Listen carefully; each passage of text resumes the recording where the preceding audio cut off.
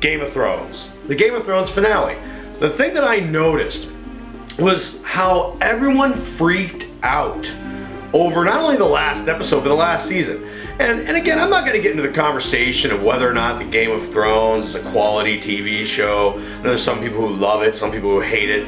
You know, I'm not going to talk about whether or not it was worth the 75 hours, whether or not it's a gateway drug to the devil's back 40 because of the sex and the violence and everything else. I'm not going to get into all that conversation. But what I found amazing was the fact that everyone was freaking out to a point where if you saw, you know, they started a Change.org page to redo the entire last season because people didn't like how it ended. There are therapists who were out there selling themselves to Game of Thrones fans who needed to be able to talk about either no longer having the show in their life or their frustration on how the show ended. And it just really amazed me that, my goodness, like the first world problems that we have, that you can get a Change.org, but you can have thousands of people starving to death, and nobody would jump out and do that. And you know, I get it. I'm a big Batman fan, all right? If you're a Batman fan, you know that Adam West is like he's the godfather of the Batmans. And then myself personally, I'm a huge Michael Keaton fan, a 1980s guy. I love the Michael Keaton movies. And then what really sucked was Val Kilmer. When Val Kilmer came in and tried to be the Batman, he was terrible. By the time we got to George Clooney, I didn't care anymore. I was actually rooting for the bad guys, and I mean, we're talking about I was rooting for Mr. Freeze from Arnold Schwarzenegger and the Riddler and Two-Faced, and so like I understand, I get it, all right. As a Batman fan, I didn't like those, but then I just thought to myself, you know, like I feel like I was raised up a little tougher than to get all butthurt because I didn't like how my show ended. I mean, if you're a Game of Thrones fan, when they killed the #1 guy the first season, you had to know this show was not going to end your way. It was going to suck for you, all right? No matter what happened, people were going to be upset. I can't believe you didn't see this coming. So, you know, I thought, you know, when I was growing up, we were raised up tougher, all right? We were raised up with great children's films that taught us that we didn't get our way. All right, you know, probably one of my all-time favorites, Where the Red Fern Grows. I mean, holy smokes.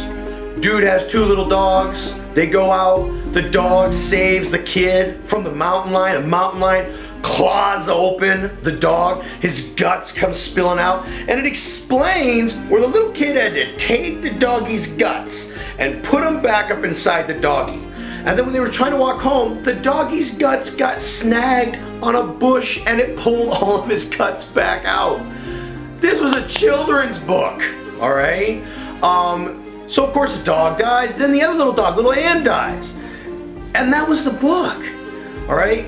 When you look at, you know, another great movie, The Lion King, Mufasa gets dropped off of a cliff into the wildebeest.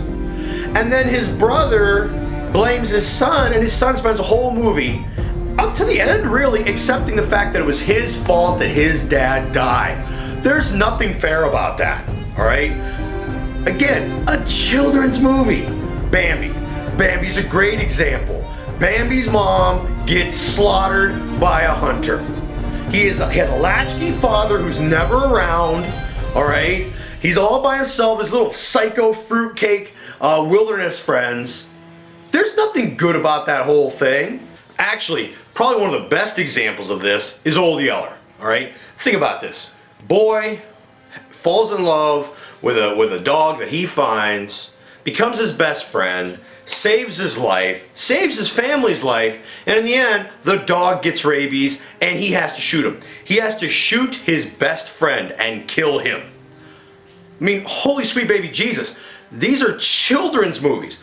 And I like to believe that most of us came out of this marginally unscathed because we understood that it was entertainment. It was a TV show. It was a movie. and we're gonna be just fine. Like I said, I don't know why it is today that everyone decides they want to freak out. I hate the show, I want them to rewrite it. That's just crazy. If you liked Game of Thrones, appreciate that you got to spend 7 to 8 years of your life, and with the years off, probably 9 or 10, watching the show, being entertained by it, and just don't freak out. Appreciate the time you had with it. So that's it, guys. Thanks for being with me today. What's that? There's a new Batman. There's a new Batman. I didn't know there's gonna be a new Batman. So there's a new Batman himself. Who's the new Batman? Who? The sparkly vampire from the Twilight movies? Are you serious? What the hell? Where's my iPad? I gotta start one of those change.org petitions.